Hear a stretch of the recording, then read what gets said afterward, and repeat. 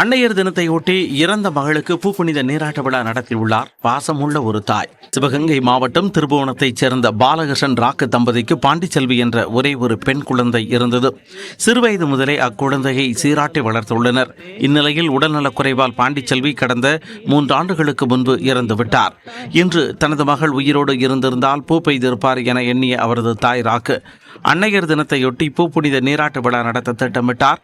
ஞாயிற்றுக்கிழமை மண்டபம் ஏதும் கிடைக்காத நிலையில் நேற்று அதை நடத்தினார்.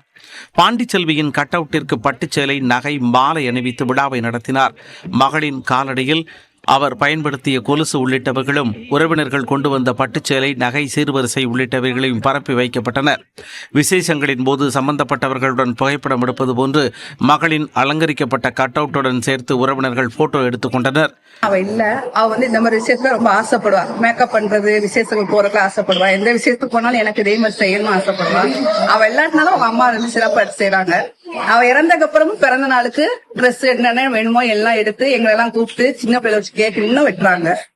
என் பொம்முக்குட்டி அம்மாவிற்கு என்ற திரைப்படத்தில் நடிகை சுஹாசினி மகளை பறிகொடுத்த பின் பாடும் கண்ணே நவமணியே உனை காணாது நெஞ்சு என்ற பாடலை தாயும் மகளும் இரவில் பாடுவது வழக்கமாம். துரதிருஷ்டவசமாக அந்த பாடல் பாண்டிச்செல்வியின் வாழ்க்கையில் உண்மையாகி போனதுதான் சோகம்.